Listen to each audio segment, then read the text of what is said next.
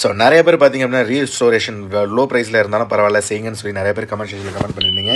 So அதுக்காக நீங்கள் சொன்னீங்கன்றதுக்காக பக்கத்தில் இருக்க இரும்பு கடைக்கு போனேன். அங்கே இருக்க இரும்பு கடையில் பார்த்தீங்க அப்படின்னா பாக்ஸு, அடுத்து பார்த்தீங்க அப்படின்னா எமர்ஜென்சி லைட்டு, ஸோ எல்லாத்தையுமே கொண்டு வந்து ரிப்பேர் பண்ண ஆரம்பிச்சிட்டோம். அப்புறமா பார்த்தீங்க அப்படின்னா எல்லாத்தையுமே செக் பண்ணி பார்க்கும்போது எல்லாமே நல்லா தான் இருந்துச்சு.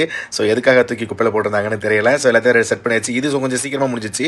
ஆனால் எமர்ஜென்சி லைட்டு தான் நம்மளுக்கு பெரிய வேலையை பார்த்து விட்டு போயிடுச்சு. ஃபுல்லாகவே நம்ம பார்த்தீங்கன்னா டக்குன்னு கழட்ட ஆரம்பிச்சாச்சு. கழட்டி பேட்டரி செக் பண்ணணும்னு பேட்டரியை செக் பண்ணேன். அதுக்கப்புறம் பார்த்தீங்கன்னா போர்டை செக் பண்ணேன். போர்டுக்கு பார்த்தீங்கன்னா சுத்தமாக உயிர் இல்லை. ஆனால் பேட்டரிக்கு பார்த்தீங்கன்னா ஓரளவுக்கு உயிர் இருந்துச்சு. ஸோ டக்குன்னு என்ன பண்ணிட்டோம், அந்த போர்டை மட்டும் ஒன்று வாங்கிட்டு வந்துட்டு பேட்டரி கரெக்டாக கனெக்ஷன் கொடுத்தாச்சு. எங்கெங்கே லைட் ஃபிட் பண்ணணும், ஸ்விட்ச் செட் பண்ணணும், பேட்டரி செட் பண்ணணும், எல்லாத்தையுமே செட் பண்ணதுக்கப்புறம் லைட்டு பார்த்தீங்கன்னா சூப்பராக எரிய ஆரம்பிச்சிச்சு. ஸோ இன்றைக்கி நம்மளுக்கு வந்த வேலையில் பார்த்தீங்க அப்படின்னா இது ரெண்டுத்தையுமே முடிச்சாச்சு.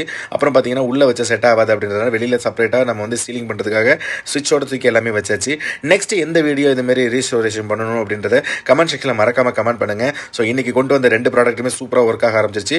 நெக்ஸ்ட் நல்ல வீடியோ சந்திக்கலாம். இது போல வீடியோ வேணும்னு நினைக்கிறவங்க சேனலை சப்ஸ்கிரைப் பண்ணுங்கள். நெக்ஸ்ட் சந்திக்கலாம். Bye by.